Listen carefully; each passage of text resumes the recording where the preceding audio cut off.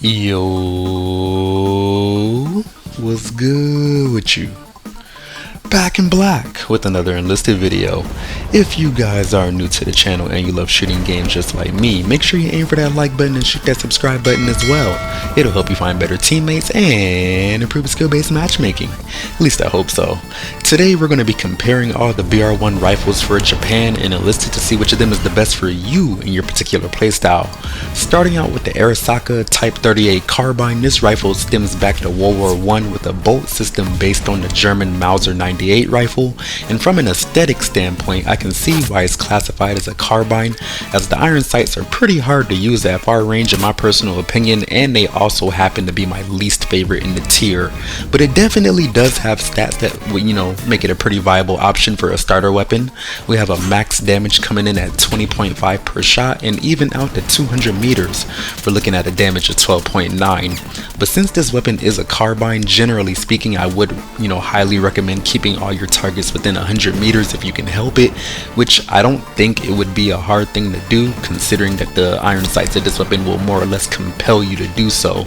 But the reason that I say you should keep most of your engagements to a closer range is because this will allow you to lean into this rifle's middle of the tier fire rate at 54 rounds per minute, which is still pretty darn fast if I do say so myself in a general sense. Also, like all of the other starter rifles in the game, there isn't necessarily a stat for it, but from my visual deduction, this rifle has shown to have the fastest aim down sight speed and sprint to fire speed, further assisting you in your close range combat capabilities in comparison to the other two rifles in the tier. Further emphasis that this rifle is the one meant to be used at closer range is a tier worse muzzle velocity at 735 meters per second, so clearly the further out you will try to use this weapon, the slower the bullet will seem to travel to hit the target. But to be fair to this rifle, anything above 700 meters per second can still be stretched out pretty far with good efficiency. But neither here nor there, helping you dispatch groups of enemies at a healthy rate, we have a tied for tier best reload speed at 3 seconds flat, which again, that's a pretty solid stat to see. Generally speaking, with bow action rifles, you always want to fight with a piece of cover or wall nearby to give yourself time to chamber in between rounds, let alone get off an entire reload. So 3 seconds is great because that's on the lower side of bow action rifles, generally speaking. As far as the shot deviation is concerned, we have a tier worse 15, which ironically is good for bow actions in the general sense, but speaking for the Arisaka, this once again shows that out of all three rifles, this is the one meant to engage foes at the closest range, lest you miss more than you need to, or you just have to slow down your shot frequency tremendously, which doesn't really play into what this rifle excels at. Through my gameplay gathering, like I said, this was my least preferred iron sight out of the three, but as I got used to it a little bit more and got closer to the enemy, I found myself going on pretty good kill streaks, and even though I'm not one to focus on using my bayonet, I must acknowledge that it is there. If you miss any of your targets for any reason, then you can just always resort to that. But when using this gun and encountering targets further out than appreciated, easy strategy is just to crouch to steady your aim a little bit more than usual, and of course you can always just hold your breath to get a little bit more zoom and focus on those really bad iron sights.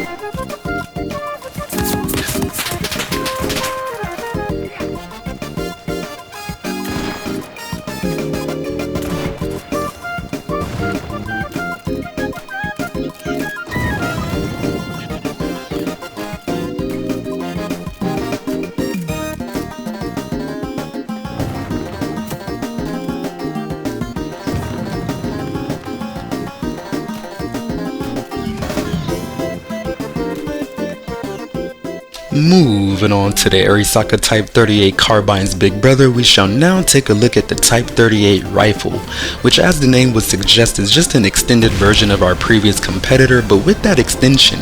also comes an enhancement to many of our core stats. First, we're looking at a slightly increased max damage of 21 per shot, which of course will allow you to extend your engagement distances further than usual, but you also want to couple that with a boosted bullet velocity at 770 meters per second, giving this weapon more range prowess overall. But what really takes it over the top for me personally is that this rifle has by far the easiest iron sight in the tier to use, and is by a mile, which basically just makes me feel even more emboldened to use this rifle not only for further out targets, but just for shooting anybody at any range in general. Throwing some more confetti on the cake, we're getting a tier best rate of fire at a tremendous 63 rounds per minute at base, which is just a chef's kiss. To top it off, we're looking at a bullet deviation or shot deviation of 12, and I'm almost left asking what the competition even is still here for, but as a limiting factor, we do have a tier worst reload speed at 3.5 seconds. I remember when the Pacific campaign first came out, this rifle always gave me a pleasant feeling when I used it, and even today it still incites similar emotions out of me. So generally speaking, I just favor this rifle overall.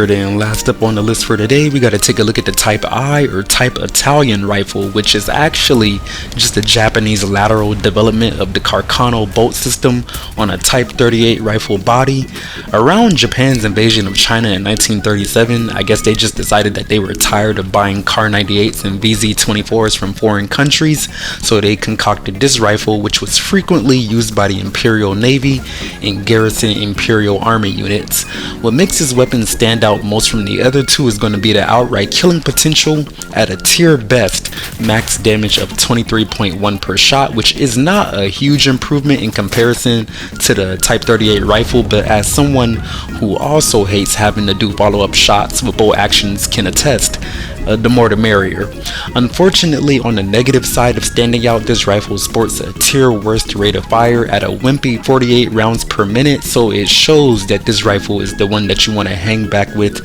and take advantage of that higher damage, which shouldn't be too hard to do with these iron sights. Not the best around, but I did find them to be pretty serviceable for the most part. And we are tied for a tier first bullet velocity at 770 meters per second, as well as a reload speed being tied for best in tier at 3 seconds flat. We even have a neck and neck best shot deviation at 12, so literally the only real noticeable decision making features with this weapon is going to be how much do you like these iron sights and how much do you hate the possibility of having to do a follow-up shot with your bolt action rifle. Me personally, this rifle is kind of like a take it or leave it kind of thing depending on the iron sight preference. I wouldn't say that the damage is dramatically higher to the point that it warrants the usage, because I'm sure you'll see it in the gameplay. I still very often found myself knocking people into bandaging, which is not something that I want to see from a quote-unquote highest damage bolt action rifle in the tier. And then the really bad fire rate kind of puts a sour taste in my mouth as well. Funny thing about Japanese bolt action rifles in tier 1 is that now that I'm finally taking an in-depth look at the stats by nation, one could really argue that Japan has the best group of BR1 guns to pick from in the bolt action category, and I would low-key argue it should be that way considering that bolt action rifles is all Japan used for the most part, but neither here nor there. As far as ranking these three competitors for today, I gotta go with the Type I or Type Italian rifle in last place, because despite the increased damage, I still found myself knocking a lot of people into bandaging state, which is not something that I really want to see from the highest damage weapon in the tier. And then to top it off, knowing that I'm getting a fire rate in the 40s just feels really bad on my psyche, especially after using the other two rifles. So that's my decision there. Going home with the silver medal for today, I'm going to give that one to the Type 38 Carbine. As I stated many a times, I'm just not really vibing with the iron sight on that gun too much. It has good stats generally speaking, and I will admit it handles great as well, but because I have to force myself into closer range engagements, and then I really have to focus myself to like do well with it at far range, I kind of found myself not having as much fun with this one. Not that it's not serviceable, not that it's not good, it's just that it's not going to go home with first place for today. Of course, that means the gold trophy is going to belong to the Type 38 rifle, and my reason being is that this rifle clearly makes life easier with the much easier to use open iron sights, and then on top of that you got better range and better damage, and quite frankly an absurd fire rate in comparison to the other two rifles,